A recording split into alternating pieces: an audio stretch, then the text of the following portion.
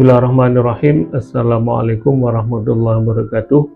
Jumpa lagi dengan saya di channel Peradaban Indonesia yang berada di bawah Yayasan Hikmah Peradaban Institute, yang pada kali ini kita akan melanjutkan pembahasan kajian teras falsafi dengan mengambil tema filosofi keadilan. Nah, filosofi keadilan di sini yang saya maksud adalah filosofi keadilan menurut atau versinya Imam Al-Ghazali.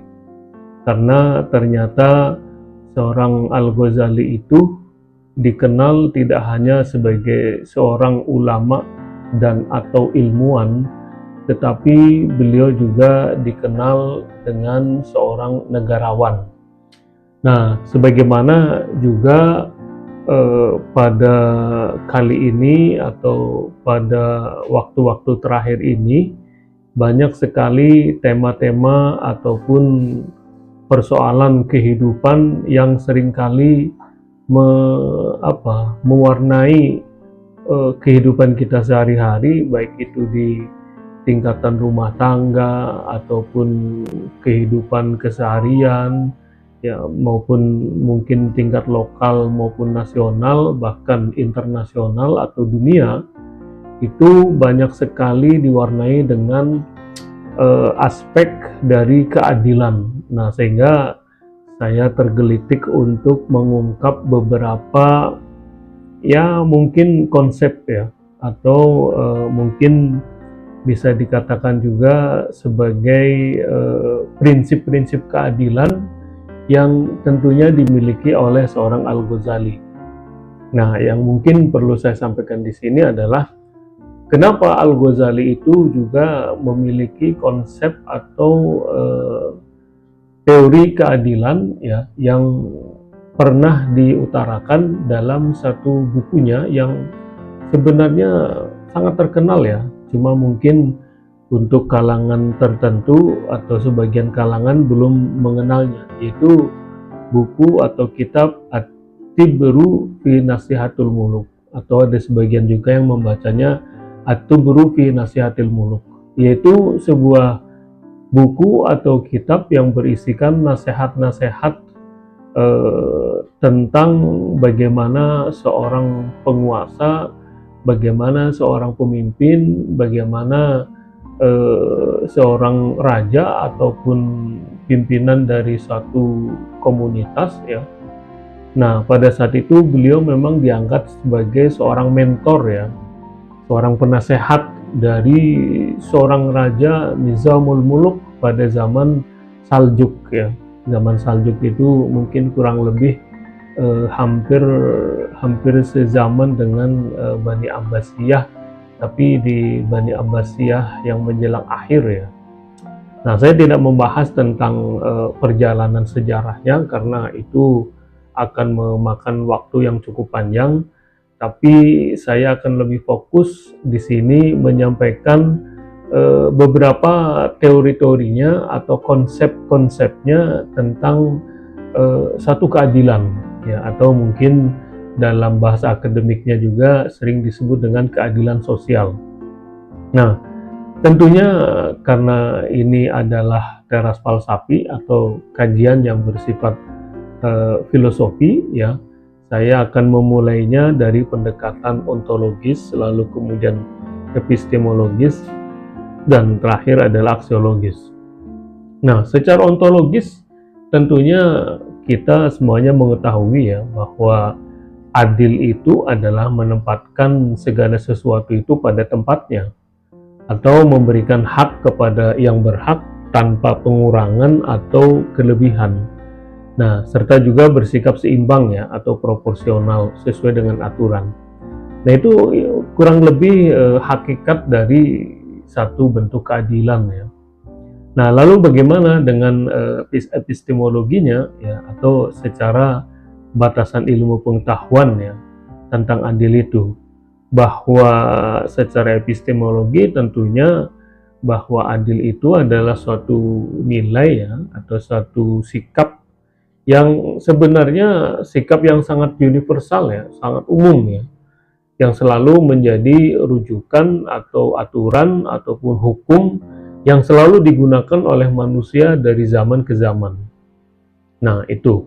Lalu kemudian secara aksiologisnya ya, atau bagaimana peran dan fungsi dari adil itu sendiri, tentunya kalau kita akan lebih memahami lebih bijak adalah bahwa adil itu merupakan salah satu nilai ya yang sangat penting sekali, yang sangat berarti sekali, bahkan sering dikatakan adalah sebagai penyangga ya, ataupun mungkin pondasi ya, hal-hal yang sangat fundamental bagi kelangsungan atau keberlangsungan suatu kehidupan ya. Nah, kehidupan di mana? Ya di mana saja ya, baik itu dalam skup lokal, skup nasional, bahkan skup internasional ya. Seringkali ini menjadi bahan, tidak hanya bahan perbincangan ya, tetapi sering juga dijadikan sebagai apa ya, dapat dikatakan itu semacam ujung dari suatu permasalahan ya.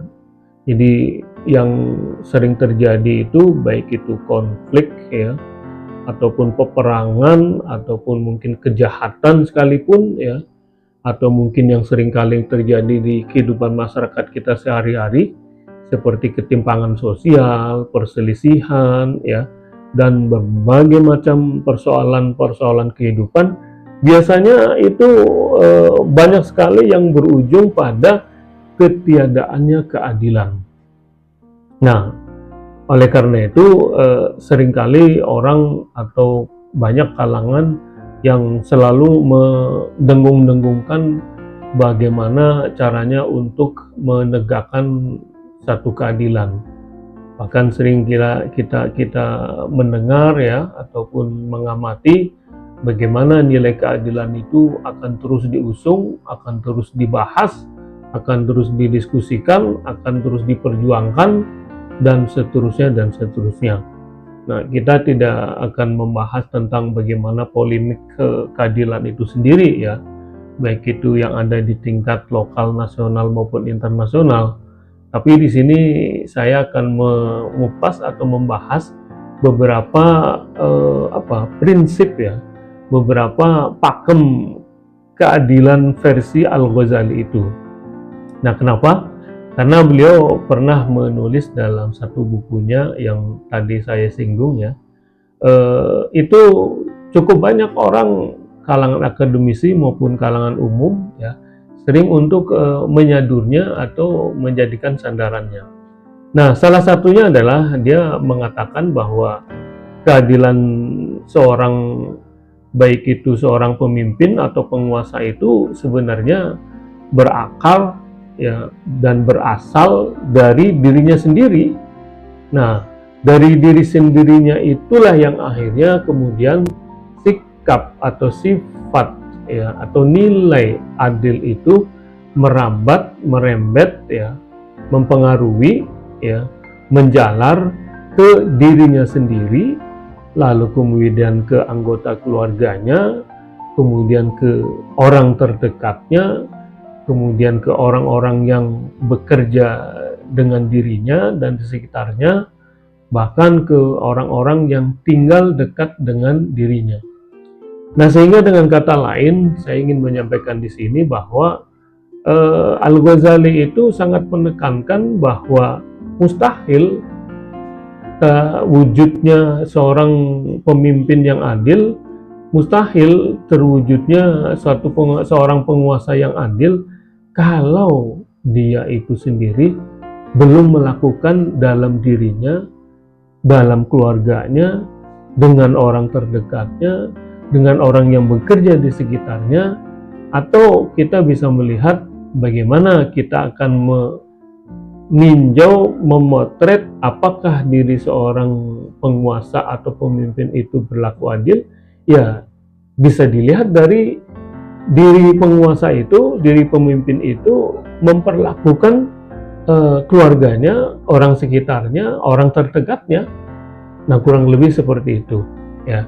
Jadi kalau misalnya ia seorang penguasa ataupun seorang pemimpin, bagaimana cara memperlakukan pembantunya misalnya, ajudannya misalnya, atau keponakan atau keluarganya sendiri ya. Nah, kurang lebih seperti itu ya. Jadi ukuran dari seorang Al-Ghazali menarik untuk kita kaji, bahwa seorang penguasa akan dianggap adil ya kalau dia memperlakukan orang-orang sekitarnya itu juga dengan sikap yang adil. Lalu kemudian ada juga nilai filosofis keadilan lainnya yang Al-Ghazali gunakan ya dalam memberikan semacam nasihat ya.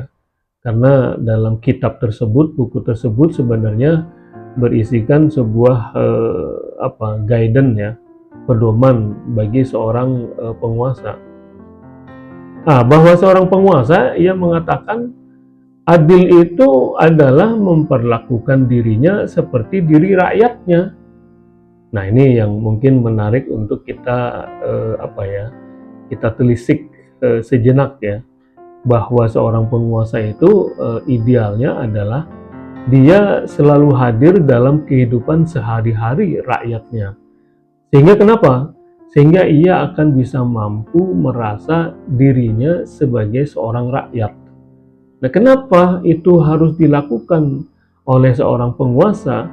Karena ternyata memang seorang penguasa, seorang pemimpin itu akan bisa merasakan bagaimana rakyat itu yang tengah dia rasakan kesehariannya. Misal dalam waktu sulit, kelangkaan atau mahalnya sembako misalnya, atau dalam suasana kenaikan harga BBM atau harga barang dalam kehidupan kita sehari-hari mengalami kenaikan. Lalu bagaimana akan merasakan diri seorang penguasa pemimpin kalau dia tidak memposisikan diri sebagai seorang rakyat ya, yang dalam waktu malam hari atau pagi hari dia harus berbelanja untuk dimasak kepentingan esok harinya untuk anak dan keluarganya. Kalau dia tidak pernah memposisikan diri seperti rakyat biasa. Nah, pertanyaannya mungkin ya, adakah seorang penguasa ya ataupun pemimpin yang mau duduk bersama, mau bergabung bersama di tengah-tengah rakyat sehingga mampu bisa ikut serta merasakan. Nah, jadi seorang penguasa, seorang pemimpin menurut Al-Ghazali adalah bukan dirinya. Nah, ini ya, perlu saya ulangi lagi, bahwa seorang penguasa atau seorang pemimpin hakikatnya adalah bukan dirinya dia sebagai seorang pemimpin atau penguasa, tapi dirinya sebagai seorang rakyat biasa. Nah, ini memiliki makna ya, bahwa jika ingin berlaku adil, jika ingin menjadi seorang penguasa yang adil, maka hendaknya dengan cara merasakan bagaimana rasanya menjadi rakyat jelata, menjadi rakyat biasa, bagaimana rasanya menjadi rakyat yang susah. Nah, sehingga apa? Sehingga perilaku seperti tersebut di atas ya akan mampu dilakukan oleh seorang penguasa atau pemimpin. Nah, maka yang akan muncul adalah seperti apa? Apa yang dikehendaki oleh rakyat adalah apa yang dikehendaki oleh pemimpinnya, dan apa yang dikehendaki oleh pimpinan penguasa adalah apa yang diinginkan oleh rakyatnya.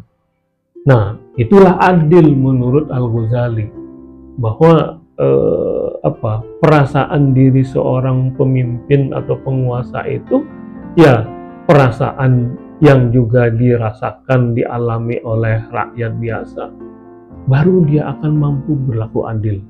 Nah, ini merupakan renungan bersama yang sangat mendalam ya, sangat dalam, terutama mungkin bagi kita, atau mungkin bagi Anda, atau mungkin bagi siapa saja ya, orang yang menyimak podcast ini, yang sekarang sedang diamanahi, yang sedang mengemban amanah sebagai seorang penguasa, seorang pemimpin. Kurang lebih itulah definisi dari keadilan atau sikap adil yang pernah didefinisikan oleh seorang Al-Ghazali, sehingga dalam sejarah sangat terkenal. Pada zamannya dia seorang mentor dari penguasa Saljuk ya, Nizamul Muluk.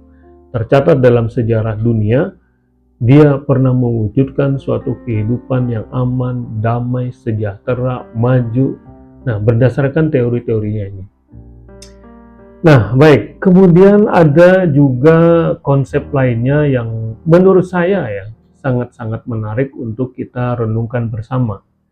Nah, yang lainnya adalah dia mengatakan bahwa penguasa yang adil adalah penguasa yang tidak condong ya, tidak cenderung ke sana kemari, seperti misalnya dalam bidang hukum ya, bahwa semua individu itu tidak ada perbedaannya antara satu dengan yang lainnya ya, baik terhadap dirinya, terhadap anaknya, keluarganya, atau terhadap orang terdekatnya. Nah, ini kan pertanyaan yang apa ya, yang sangat ambigu dan mungkin bersifat sinis sekali ya terhadap kenyataan fenomena yang terjadi dalam kehidupan masyarakat kita, terutama dalam kehidupan berbangsa dan bernegara yang sekarang kita alami. Bagaimana seorang penguasa kalau sudah bertemu urusan hukum tetapi yang menimpa adalah orang terdekatnya. Lalu bagaimana dengan orang yang terkena hukum dari rakyat biasa, kalangan biasa yang tidak kenal sama sekali dengan seorang penguasa atau kalangan penguasa. Nah, dua pandangan, dua pemandangan, dua fenomena yang sangat berbeda sekali. Nah, tentunya saya yakin Anda merasakan sekali ya bagaimana fenomena sosial yang terjadi sekarang ini. Ya, baik itu di media sosial maupun di media massa. Lalu kemudian ada konsep lain ya, atau teori keadilan lain yang pernah diungkapkan oleh seorang Al-Ghazali itu, yang juga patut untuk kita renungkan dan patut untuk kita ya kaji ulang lagi ya. Apakah nilai keadilan yang selama ini kita perjuangkan atau yang kita yakini itu sudah mendekati pada nilai ideal atau mendekati nilai ekspektasi atau harapan yang sangat banyak dinanti-nantikan oleh masyarakat luas. Nah, dia mengatakan di kesempatan lain ya, bahwa pemimpin yang adil itu lebih utama dibanding pemimpin yang pemberani. Nah, saya tidak perlu menjelaskan atau menambahkan ya pemimpin yang pemberani seperti apa, tapi Anda bisa mendefinisikan masing-masing. Nah, dia mengatakan bahwa pemimpin yang adil itu lebih utama dibanding pemimpin yang pemberani. Kenapa? Karena dia mengatakan bahwa pemimpin yang adil itu sudah tidak lagi membutuhkan keberanian. Nah, jadi saya ulangi lagi ya, bahwa pemimpin yang adil itu sudah tidak lagi membutuhkan sikap keberanian. Nah, sementara pemimpin yang pemberani belum tentu mampu untuk berlaku adil. Nah, jadi ini menjadi pakem yang cukup ambigu didengar oleh masyarakat kita sekarang ini, bahwa orang yang pemberani ternyata menurut Al-Ghazali belum tentu juga bisa bersikap adil ya. Tapi sebaliknya, orang yang berlaku adil sebenarnya tidak butuh lagi sikap atau sifat keberanian, karena orang yang adil itu sudah tidak butuh lagi untuk berani atau tidak berani. Adil ya adil, perlakukan dengan sebenar-benarnya ya, tanpa harus dia menjadi seorang pemberani ya, sampaikan dengan istilahnya seolah-olah dia seorang pemberani ya. Nah, itu yang menarik juga ya. Lalu kemudian ada satu pakem lagi atau konsep lagi yang dia utarakan bahwa keadilan seorang penguasa itu lebih dicintai oleh Tuhan ya, oleh Allah, daripada ibadahnya selama 70 tahun. Nah, ini sifatnya teologis sekali. Nah, dia melanjutkan bahwa salah satu dari 7 orang yang dipastikan mendapat perlindungan dari Tuhan, dari Allah, di hari kiamat adalah pemimpin yang adil. Nah, sementara manusia yang paling dicintai oleh Allah adalah yang paling dekat dengan Allah adalah penguasa yang adil.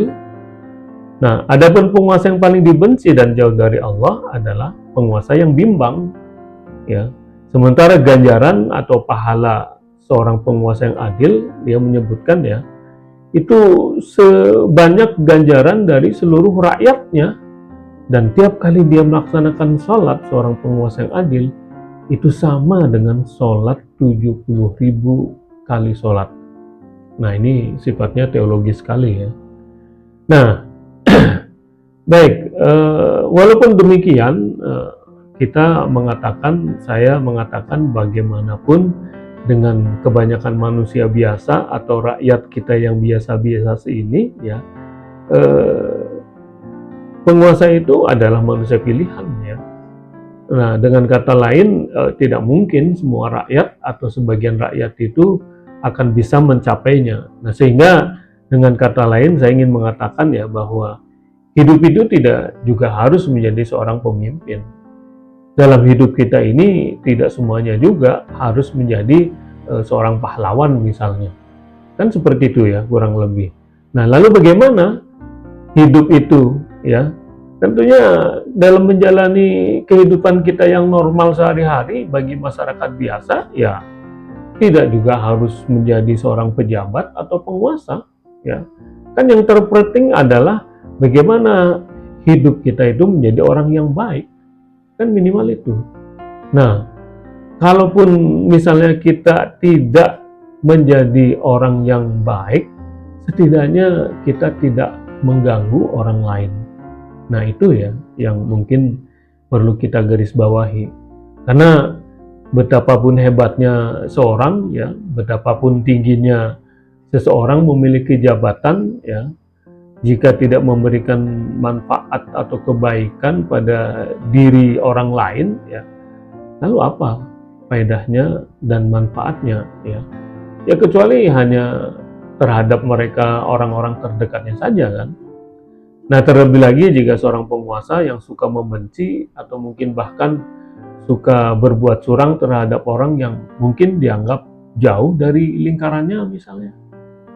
Nah, oleh karena itu jika kita berbicara tentang kualitas seorang pemimpin ya akhirnya ya zaman yang sekarang kita alami ya kita mengalami berbagai macam perubahan ya, bagaimana moral itu dipertaruhkan ya, bagaimana karakter manusia itu akan juga akan dipertahankan atau tidak dipertahankan ya, harga diri manusia ya, dignity ya, seorang manusia yang mungkin diamanahi pernah menjadi seorang penguasa atau dia menjadi seorang pemimpin ya, ya hendaknya dan patutnya ya kita menengok ya, atau baiknya kita mempelajari kembali ya, nilai-nilai yang pernah disampaikan oleh seorang Al-Ghazali ya, seperti yang tadi kita bahas di atas. Mudah-mudahan ini akan memberikan inspirasi dan mungkin sedikit banyaknya akan memberikan asupan makanan otak rohani kita ya, yang bergizi, sehingga akan bisa menambah wawasan, akan bisa memberikan nutrisi yang menyehatkan ya, untuk perkembangan akal logika kita. Dan kurang lebihnya itu yang bisa saya sampaikan. Assalamualaikum warahmatullahi wabarakatuh.